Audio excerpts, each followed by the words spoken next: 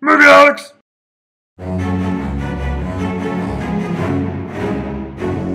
Did you read a review where the critic told you you should not or should see a film, but then you found out that without a doubt the film critic must have been ill? It's the attack, the attack, the attack, the attack of the Rotten Tomatoes.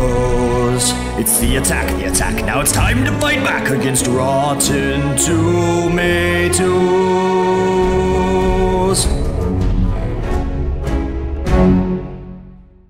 Hey guys, I'm Kyler Wilson. I'm Monica Kasuric. And this is our new show called The Attack of the Rotten Tomatoes. Basically, this is a show where when we disagree with Rotten Tomatoes, we call them out. Pretty basic. The movie that we're starting with is the movie that pretty much gave us this idea.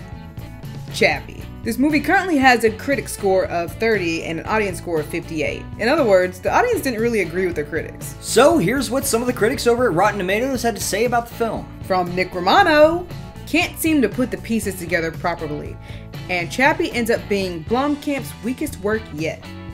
Did you see that pile of mess called Elysium? From Matt Shea, a film about a machine gaining sentience is going to live or die on selling that central idea, and when it comes to the Turing test, Chappie fails miserably. Well, did you consider the fact that this movie wasn't trying to be an authentic look at artificial intelligence? And maybe it's more about how drastically impressionable children are during their formative years. And maybe the director was just using AI to demonstrate his point. From Justin Gerber, there is nothing original and interesting about Chappie. It's a hodgepodge of better science fiction films from yesteryear whose films have been imitated countless times to no avail. Nothing original or interesting? A robot being raised by a homicidal maniac since birth is not interesting or original? There's no doubt that this film takes from other films, as a lot of other films do. But at least it is an original screenplay. Unlike Mission Impossible Rogue Nation, which is the 5th installment of a rebooted TV show. Or Avengers Age of Ultron, which is a sequel to an adapted Marvel comic. Or The Equalizer, which is a remake, or The Hobbit Battle of the Five Armies, which is the third in the bastardized property that started as one book. All of which you gave better marks to than Chappie. So maybe originality isn't as important to you after all. From Jake Cole, if Bono directed films, he'd be Neil Blomkamp. I gotta say, that's not unfair, and actually it's very true. Moving on! From Kirk Baird.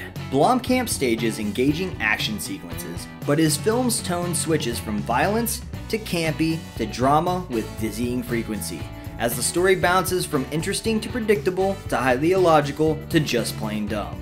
While I may agree that this film changes tone frequently, that's what real life is. You go through your day and you might be happy one moment and you might be sad the next. You could be walking down the street thinking about boning your girlfriend when a van suddenly veers off course and runs you the fuck over. And since this movie is what you would call representational art, you're actually giving it a compliment. That being said, I do agree that parts of this film are highly illogical, but no more illogical than your film review. From Chris Stuckman, Blomkamp has retained his flair for gorgeous production design and interesting ideas. Unfortunately, with Chappie, those ideas are all recognizable from other, better pieces of entertainment. Honestly, I think that's really fair. Here's the thing, Blomkamp leans a little on the preachy side, and for that I discredit him. That being said, just from a technical standpoint, this man's work is better than 30%. Now, before the trolls come out of the woodwork to tell us how Rotten Tomatoes works, we already know. 30% doesn't reflect its quality out of 100.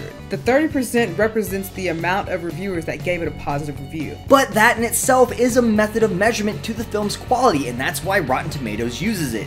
And this movie is just better than 30%. It is a beautifully shot movie with great acting and an original screenplay, albeit taking elements from previous works and adapting them. So for those elements alone, we are readjusting the Rotten Tomatoes score from 30% to 55%. It is in our humble opinion that for whatever reason, when this movie came out, it became the movie to hate, and we think it got far too many negative reviews for what it was worth. So what do you all think? Were we unfair in our reviews of the Rotten Tomatoes reviews? Or did Rotten Tomatoes get it right? Make sure to let us know in the comment section below, and of course hit us up on Facebook, Instagram, Twitter, and SoundCloud. And if you want to stay caught up with us, be sure to hit us up on movieholics.net. All of that information can be found in the section below. That's all we got, guys. See you next time on Attack of the Rotten Tomatoes. Stay fresh, movie holics.